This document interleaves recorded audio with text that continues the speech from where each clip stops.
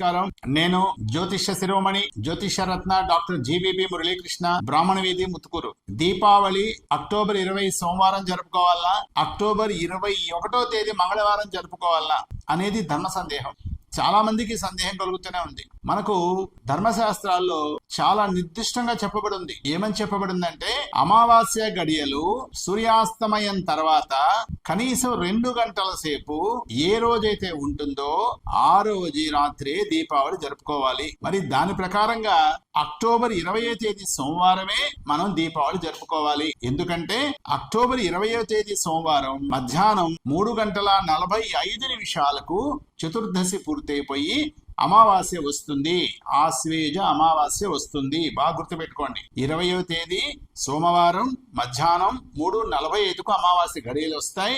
ఈ అమావాస్య గడియలు సూర్యాస్తమయం తర్వాత సాయంత్రం 5:58 తర్వాత సంపూర్ణంగా రాత్రికి ఉంటుంది. అమావాస్య గడియలు సంపూర్ణంగా సూర్యాస్తమయం తర్వాత 2 గంటల సేపు ఉంది కనుక లక్ష్మీ పూజకు శ్రేయస్కరం కనుక ఖచ్చితంగా దీపావళి పండుగ అందరూ కూడా అక్టోబర్ 20వ తేదీ సోమవారమే జరుపుకోవాలి.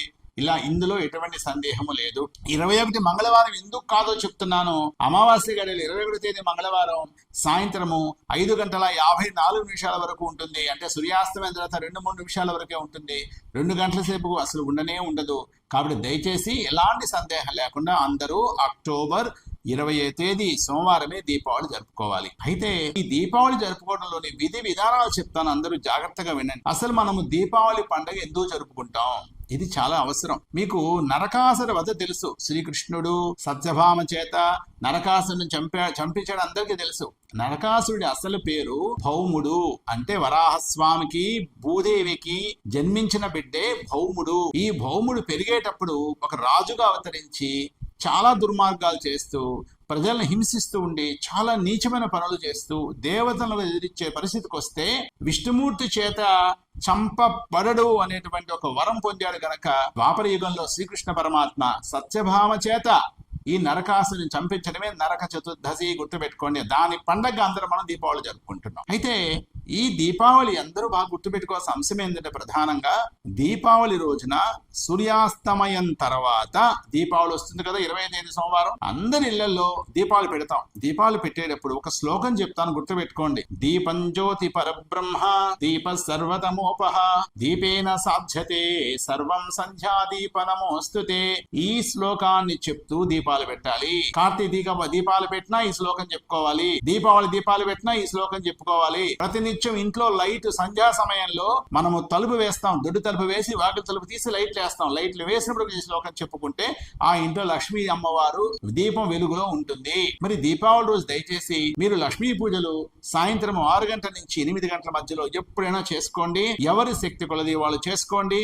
ఈ లక్ష్మీ అమ్మవారికి శ్వేత పుష్పాలు చాలా ఇష్టం. చిక్కితే తామర పూలు కలువు పూలు తెచ్చి అమ్మవారికి లక్ష్మీ అష్టోత్తర పూజ, ఓం ప్రకృతి నమః ఓం వికృతి నమః అని ఉంటుంది. చక్కగా పూజ చేసి అష్టోత్తరం చేసి అమ్మవారికి పాయస నివేదన పెట్టి కొబ్బరికాయ కొట్టి అందరికీ పంచండి. దీపావళి టపాసులు కాల్చుకోండి.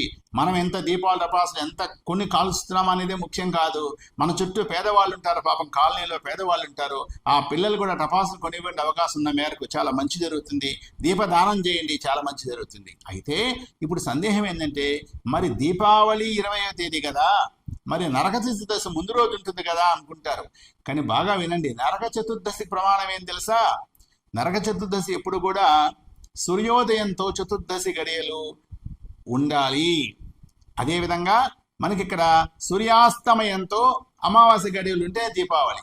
మరి సూర్యోదయంతో చతుర్దశి గడియలు ఎప్పుడు ఉంటాయి? 20వ తేదీయే ఉంటున్నాయి కదా. కాబట్టి 20వ తేదీ నరక చతుర్దశి ఉదయం జరుపుకోవాలి. ఇది ఎట్ట జరుపుకోవాలో బాగా వినండి. ప్రతి తల్లి కూడా చిరంజీవులైన మీ బిడ్డలకు, అంటే చిన్న పిల్లల్ని కూర్చోబెట్టి మాడు మీద, మనకి ఇక్కడ బ్రహ్మరంధ్రము అని ఉంటుంది, దాని మీద నువ్వులను బాగా అలా మర్దం చేస్తూ, తేలిగ్గా మర్దం చేస్తూ ఒక శ్లోకం ఉంటుంది. సప్త చిరంజీవులను తలుచుకుంటూ వాళ్ళ ఆయుష్, వాళ్ళ చిరంజీవులు అంటే శ్లోకం చెప్తారు. శ్రద్ధామా బలిర్వ్యాసో హనుమాంశ విభీషణ కృప పరశురామశ్చ సప్తైతే చిరజీవన అని 7 మంది చిరంజీవులు ఉన్నారు. ఈ శ్లోకంలోనే ఉన్నారు 7 మంది. అశ్వత్థామ బలి చక్రవర్తి, వ్యాసో వ్యాసుడు, అశ్వత్థామ బలిర్వ్యాసో హనుమాంశ హనుమ విభీషణుడు, కృపుడు, పరశురాముడు. 7 మంది ఈ 7 మందిని తలుచుకుంటూ వాళ్ళందరూ కలియుగం అయ్యేంత వరకు ఉంటారు భూమి మీద. అలాంటి ఆయుష్ మా బిడ్డలకు కలగాలని చెప్పి ప్రతి తల్లి దయచేసి ఉదయం పూట తల అంటూ ఈ శ్లోకం చెప్పండి.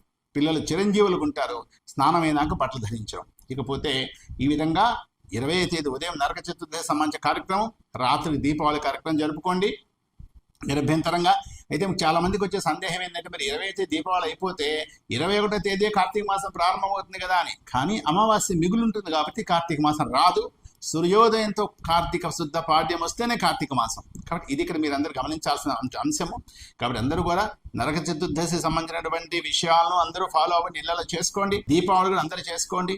మన చుట్టూ ఉన్న వాళ్ళందరూ దీప వెలుగులు అందరూ బాగుండాలని మనసారా కోరుకుంటూ ఇక దీపాలు పెట్టేటప్పుడు ఒక చిన్న విషయం చెప్తా, గుర్తుపెట్టుకోండి. మీరు ఎన్ని దీపాలు పెట్టినా ఇంట్లో దేవుడి దగ్గర దీపం పెట్టండి, గడప దగ్గర 2 దీపాలు పెట్టండి, గడపకు కూడా పూజ చేయండి. గడప లక్ష్మి అంటారు, పూజ చేయండి. అదే విధంగా దక్షిణం వైపు, ఇంటికి దక్షిణం వైపు యమదీపము అని ఉంటుంది. అంటే కింద రాళ్ళు ఉప్పేసి పైన మూత పెట్టి, మూత అంటే మనము కుండ మీద పెట్టే మూత ఉంటుంది, దాన్ని మూకుడు అంటాం. దాన్ని పెట్టి నూనె పోసి మంచి ఒత్తి వెలిగించి దక్షిణ వైపు ఆ దీపం పెట్టాలి. పెట్టి దీపం పెట్టిన తర్వాత ఇంటిల్లి పాది నిల్చుకొని ఆ దక్షిణ వైపు దీపానికి మనసారా నమస్కరించుకుంటూ ఒక్కసారి మీ పితృదేవతలు, మీ తాతలు ముత్తాతలు గతించిన వాళ్ళను నమస్కారం చేసుకోండి. మీ ఇంట్లో వాళ్ళ ఆశీస్సులు ఉంటాయి. ఇది చాలా ముఖ్యమైనటువంటి విషయం. ఇలా మంచి మంచి విషయాలు ఉన్నాయి.